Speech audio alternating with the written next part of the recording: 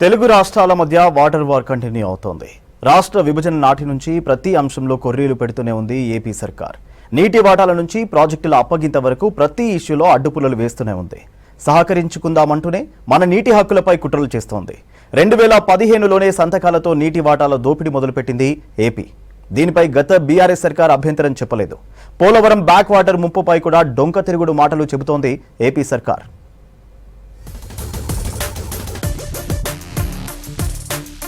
నీటి హక్కుల విషయంలో ఏపీ మాటలకు చేతలకు పొంతన ఉండడం లేదు. ముందు నీతులు మాట్లాడుతున్న ఆ రాష్ట్ర పాలకులు వెనక నుంచి మాత్రం గోతులు తవ్వుతున్నారు. ఉమ్మడి రాష్ట్రంలోనే మొదలైన ఏపీ పాలకుల కుట్రలు తెలంగాణ వచ్చిన తర్వాత కూడా కొనసాగుతూనే ఉన్నాయి. ఏపీలో పాలకులు మారుతున్నా తెలంగాణపై వాళ్ల తీరు కుట్రలు మారడం లేదు. తమకు రెండు రాష్ట్రాలు సమానమే అంటూనే రెండు నాల్కల ధోరణిగా వ్యవహరిస్తున్నాయి. తెలంగాణ నీటి వాటాలు, ప్రాజెక్టుల అప్పగింత, ట్రిబ్యునల్లో వితండ వాదనలు, పోలవరం బ్యాక్ వాటర్ ముంపు సహా ఎన్నో అంశాలపై తెలంగాణకు ఏపీ పాలకులు కొర్రీలు పెడుతూనే ఉన్నారు. మన నీటి హక్కులను లాగేసుకుంటున్నారు. రాష్ట్ర రైతుల ప్రయోజనాలను దెబ్బతీస్తున్నారు. అందుకు మన గత పాలకుల తీరు కూడా తోడవడంతో ఏపీ ఆగడాలకు అడ్డుకట్ట అన్నదే లేకుండా పోయింది.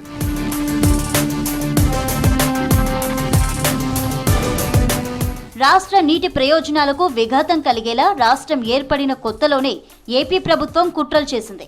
2015లో చంద్రబాబు సీఎంగా ఉన్నప్పుడే నీటి వాటాలపై ఒప్పందం జరిగింది. ఏపీ 66% నీటిని తన్నుకుపోగా అప్పటి బీఆర్ఎస్ సర్కారు 34%కే ఓకే చెప్పింది. నాడు గట్టిగా వాదించి మనకు పరివాహక ప్రాంతం ఆధారంగా 70% నీళ్లు లేదా కనీసం సగం కోటా కోసమైనా కొట్లాడాల్సిన నాటి బీఆర్ఎస్ పాలకులు ఏపీ చెప్పిన దానికి సంతకాలు చేశారు.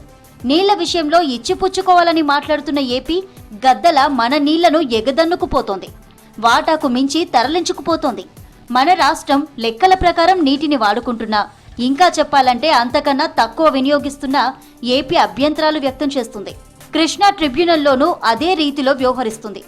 అసలు తెలంగాణ ప్రాజెక్టులకు నీటి కేటాయింపులే లేవంటూ వాదిస్తుంది.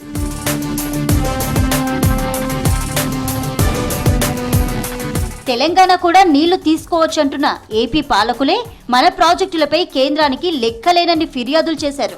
కరూరు జిల్లా అయిన ఉమ్మడి మహబూబ్ నగర్ కు నీళ్లిచ్చే పాలమూరు రంగారెడ్డి ప్రాజెక్టును ఆపాలంటూ 2016లో అప్పటి కేంద్రం జలవనరుల శాఖ మంత్రి ఉమాభారతికి చంద్రబాబు ఫిర్యాదు చేశారు.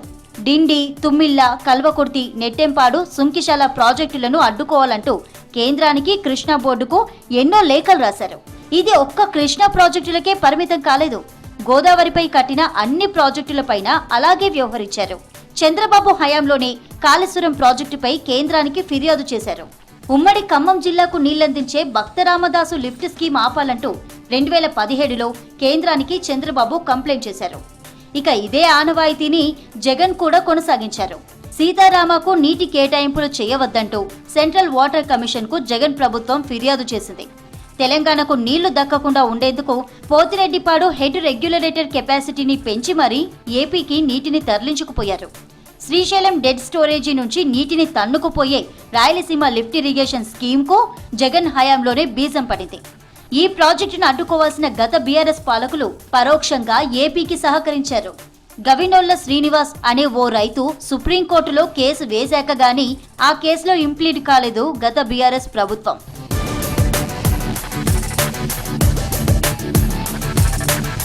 పోలవరం బ్యాక్ వాటర్ తో రాష్ట్రంలోని పలు ప్రాంతాలు మునుగుతాయని పోలవరం ప్రాజెక్ట్ అథారిటీ, ఏపీ ప్రభుత్వం, సెంట్రల్ వాటర్ కమిషన్ ముందు తెలంగాణ సర్కారు ఎన్నోసార్లు ఆందోళన వ్యక్తం చేసింది. జాయింట్ సర్వే చేయించాలని పట్టుబట్టింది. కానీ ఏపీ ప్రభుత్వం మాత్రం అందుకు ససేమిరా అంది. పోలవరం బ్యాక్ వాటర్ తో భద్రాచలంలో 954 ఎకరాలు ముంపునకు గురవుతాయని మన అధికారులు చెబుతున్నారు. మరో 36 వాగుల డ్రైనేజీ సిస్టమ్స్ ప్రభావితమవుతాయని చెబుతున్నారు. దీనిపై జాయింట్ సర్వే చేయించాలంటే ఏపీ కుదరదని తేల్చి చెప్పింది. ఇదే అంశంపై ప్రధాని నేతృత్వంలో జరిగే ప్రగతి మీటింగ్లో చర్చించాల్సి ఉన్న ఏపీ అడ్డుకుందనే ఆరోపణలు ఉన్నాయి. మీటింగ్లో తొలి ఎజెండాగా పోలవరం అంశం ఉన్నప్పటికీ 2 రోజుల ముందే దానిని తొలగించారు. చంద్రబాబే తప్పించారన్న వాదనలు ఉన్నాయి. జూన్ 25న జరిగిన ప్రగతి మీటింగ్ నుంచి కేవలం 2 గంటల ముందు ఆ అంశాన్ని తప్పించారు. దీని వెనక ఏపీ ప్రభుత్వం ఉందన్న ఆరోపణలున్నాయి. తెలంగాణ ఏర్పాటు తర్వాత నాగార్జున సాగర్ డ్యాంను తెలంగాణ, శ్రీశైలంను ఏపీ నిర్వహిస్తున్నాయి. కానీ జలదోపిడీ కోసం నాగార్జున సాగర్ను ఏపీ చెరబట్టింది. సాగర్ కుడి కాల్వ నుంచి అందిన కాడికి నీటిని దోచుకెళ్లింది. ఇప్పటికీ దోచుకుంటూనే ఉంది. ఇక 2018లో సరిగ్గా ఎన్నికలకు ముందు ఏపీ అధికారులు సాగర్ డ్యాంను తమ ఆధీనంలోకి తీసుకునేందుకు ప్రయత్నించారు. ఈ పరిస్థితుల్లో తెలంగాణ, ఏపీ అధికారుల మధ్య తీవ్ర ఘర్షణ వాతావరణం నెలకొంది. కట్టెలతో కొట్టుకునే వరకు వెళ్ళింది. దీంతో కేంద్రం అక్కడ సిఆర్పీఎఫ్ బలగాలను మోహరించింది. అప్పటి నుంచి సాగర్ డ్యాం కేంద్ర బలగాల ఆధీనంలోనే ఉంది. అయినా కూడా ఏపీ మాత్రం మరోసారి 2023 డిసెంబర్లోనూ ఇలాగే ఘర్షణలకు పాల్పడింది. ఏపీ అధికారులు వాళ్ల వైపున్న 13 గేట్లను స్వాధీనంలోకి తెచ్చుకొని సాగర్ కుడి కాల్వను వాళ్లే నియంత్రించుకోవడం మొదలుపెట్టారు. నిరుడు నవంబర్లో కుడి కాల్వ రీడింగ్ను నమోదు చేసేందుకు వెళ్లిన తెలంగాణ అధికారిని ఏపీ అధికారులు నిర్బంధించారు. ఎప్పటి నుంచో సాగర్ ప్రాజెక్టును అప్పగించాలంటూ కృష్ణా బోర్డు ముందు తెలంగాణ డిమాండ్ వినిపిస్తున్నా ఎప్పటికప్పుడు ఏపీ అడ్డుపుల్ల వేస్తూనే ఉంది. ఇక వారం కిందట జరిగిన బోర్డు మీటింగ్లోనూ తమ ఎస్పీఎఫ్ ను పెట్టుకుంటామని ఏపీ మొండిగా వాదించింది. శ్రీశైలం ప్రాజెక్టును తమ ఆధీనంలోకి తీసుకొని జలదోపిడీకి పాల్పడుతున్న ఏపీ తెలంగాణ హక్కులను కాలరాస్తుంది.